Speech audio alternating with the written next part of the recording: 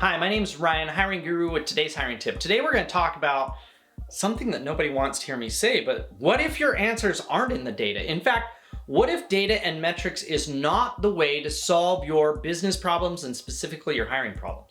Make sure you stick around to the end.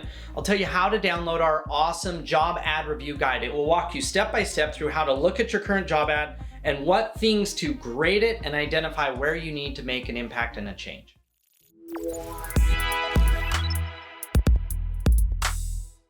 All right, so you can't go anywhere in business and not have somebody talking to you about data. The fact of the matter is data and big data and having metrics and that stuff is all the rage in business. And while I do agree it's important, the fact of the matter is that it might not actually be that big of a help when it comes to improving your hiring process. Everybody wants you to dig into the data. They believe the answers should make sense based off of logic and data. It implies that there's only one right answer, that somehow if we do enough math, we will find the one right answer to this problem. But the fact of the matter is, this approach generally won't help people improve their hiring process. I know it's kind of an opposite view of the world, but I use very little data in my business to decide what to do next.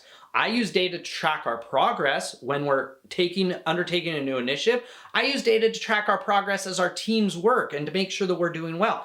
But when there's a problem or when there's a new creative thing that I want to take or a new direction or a massive adjustment, it almost never is based off of the data of what's going on.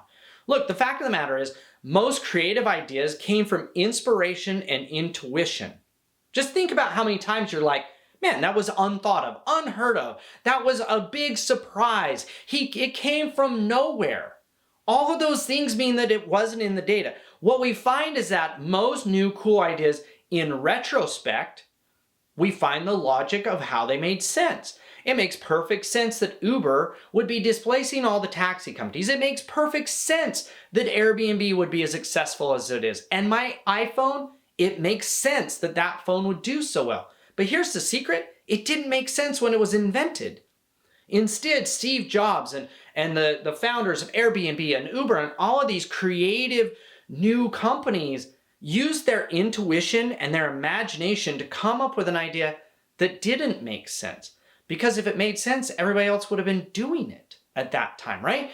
In retrospect, it's easy to find the logic that proves why something's good, but it isn't generally in the data that tells us what we should do next that will help us out. In fact, most great ideas go against the logic or the agreed upon concepts of the marketplace, right? So if what you're doing isn't working, then your data is basically just proof that it's not working. Inside of those numbers, it's not going to tell you what to do next, unless what to do next is just some fine-tuning things. In the tech world, what we say is that when you're creating new things, you've got to do things that don't scale, and you've got to use your intuition. Data and metrics are used to optimize once you've figured out what the right approach is to take. Data is for optimization. Intuition is for creativity and coming up with new, cool ways to solve problems. So if it's not data and logic, then what do we do? Most likely, if you're in HR, you don't view yourself as a creative, out-of-the-box, non-logic, non-data thinker. You don't view yourself as Steve Jobs. You view yourself as the person who follows process and makes sure that the process is followed.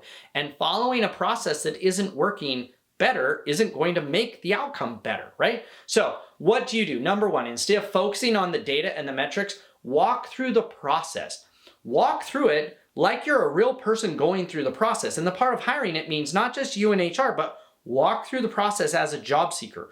Walk through the process as a manager. The more perspectives that you have about different people in the process, the better you will understand the steps of the process. When I'm walking through, I'm going to look at each step or each input or each situation. I'm going to ask myself, does this make it better or worse?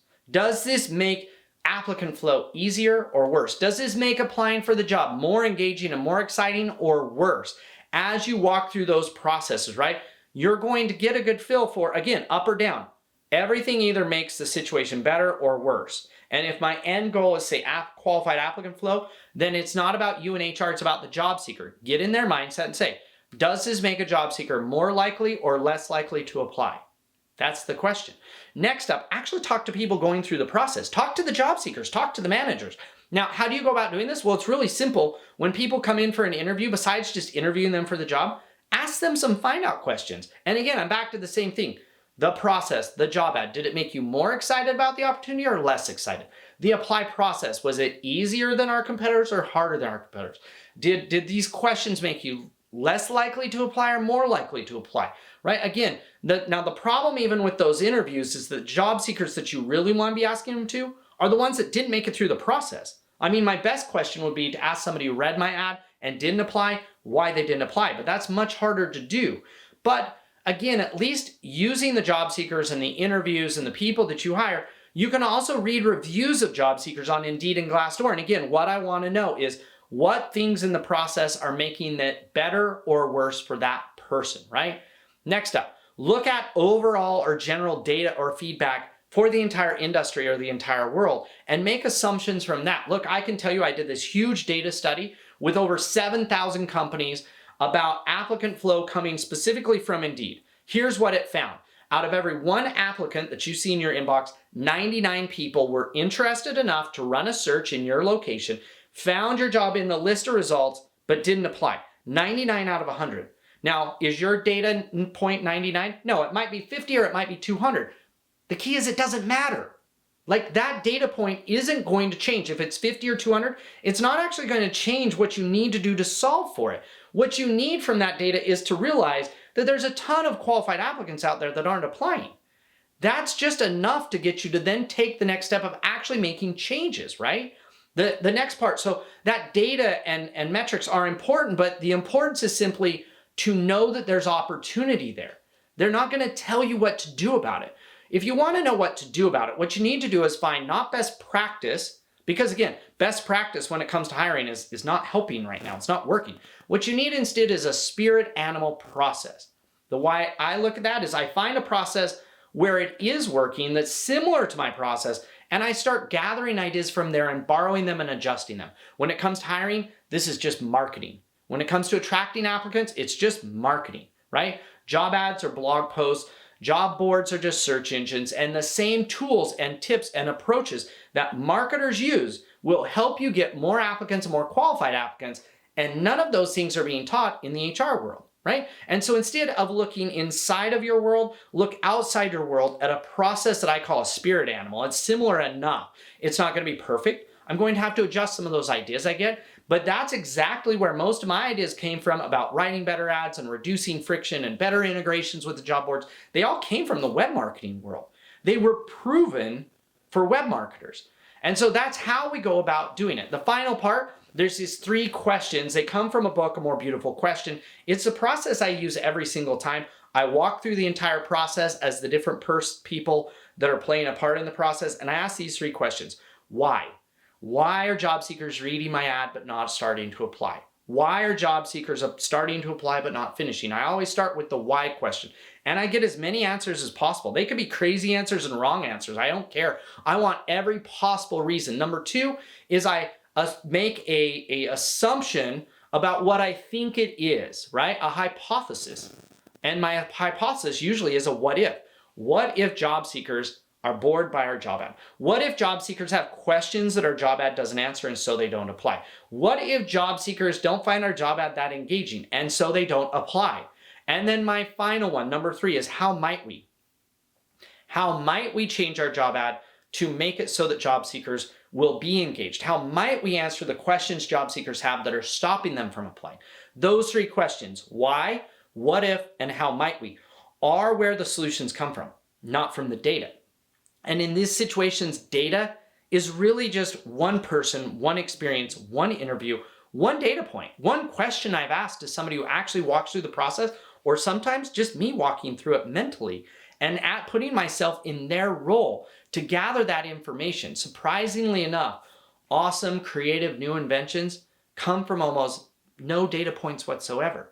They don't make logical sense until after they work. And what that means is that our process for gathering information, not data, is where we need to focus. And that information is about the experience of the person going through the process and brainstorming around why somebody might not be moving from step to step to step. So I told you if you stuck around to the end, I'd tell you how to download our job ad review guide. This is just a quick list of things to go through when you're looking at your job ad to figure out, again, whether it's good or bad, whether it's going to help applicant flow or harm applicant flow. So inside of the email you got or on this blog post or in the description of the video, you'll find a link. You can go and download the guide today. It will help you create better job ads and make sure that at the very end of the process, you don't throw something out there in the job boards that has a big glaring error, not an error like a typo, but an error like something that's going to cause a job seeker not to apply and to hesitate. Because that's really what it comes down to when it comes to maximizing applicant flow. So thanks for watching today. Until next time, good luck hiring.